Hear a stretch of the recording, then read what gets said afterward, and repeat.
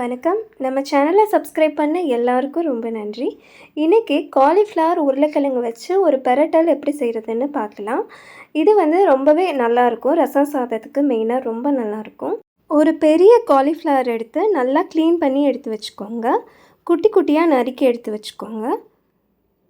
இப்போது இதை சுடு தண்ணியில் ஒரு 5 மினிட்ஸ் கொதிக்க விட்டு இறக்கிக்கலாம். உப்பு, மஞ்சத்தூள் சேர்த்துக்கோங்க.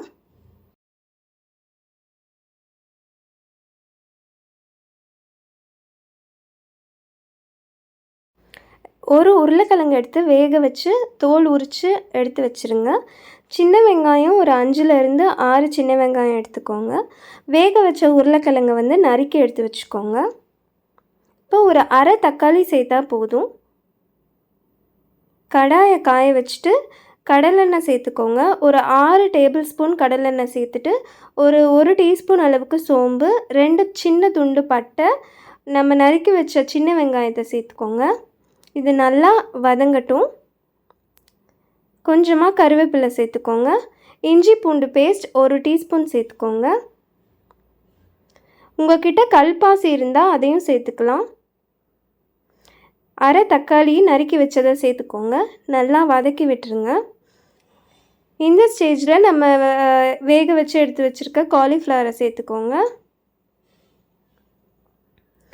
தேவையான அளவு உப்பு சேர்த்துட்டு நல்லா கிளறி விடுங்க. இப்போ உருளைக்கிழங்கையும் ஆட் பண்ணிடலாம். நல்லா மிக்ஸ் பண்ணதுக்கப்புறமா ஒரு டீஸ்பூன் அளவுக்கு வெறும் மிளகாத்தூள் சேர்த்துக்கோங்க. காரம் கொஞ்சம் அதிகமாக வேணும்னா கொஞ்சம் எக்ஸ்ட்ரா சேர்த்துக்கோங்க.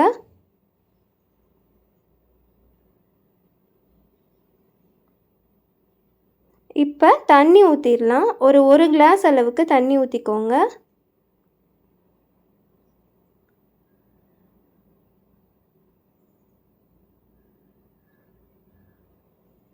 நம்ம காலிஃப்ளவரை சுடு தண்ணியில் போடும்போதே கொஞ்சம் நல்லா வேக விட்டுருங்க.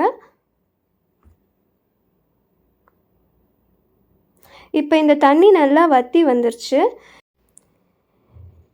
இந்த தண்ணி வற்றி வந்ததுக்கப்புறமா தேங்காய், சோம்பு, கசகசா 3 சேர்த்து அரைச்ச பேஸ்ட் ஒரு 4 டேபிள் ஸ்பூன் அளவுக்கு சேர்த்துக்கோங்க. இதை நல்லா கிண்டி விட்டுருங்க. இந்த பேஸ்ட் அரைக்கிறதுக்கு ஒரு 4 டேபிள் ஸ்பூன் அளவுக்கு தேங்காய், அரை டீஸ்பூன் சோம்பு, ஒரு டீஸ்பூன் அளவுக்கு கசகசா சேர்த்துட்டு அரைச்சிக்கலாம். இப்போ நம்ம ஃபைனலாக கொத்தமல்லி தழை தூவி இறக்கிடலாம். ரொம்ப சிம்பிள் அண்ட் ஈஸியான காலிஃப்ளவர் பொட்டேட்டோ பெரட்டல் ரெடி ஆயிடுச்சு. இது ரசம் சாதத்துக்கு ரொம்பவே டேஸ்ட்டாக இருக்கும். செஞ்சு பார்த்துட்டு எப்படி இருந்துச்சுன்னு சொல்லுங்கள். தேங்க்யூ.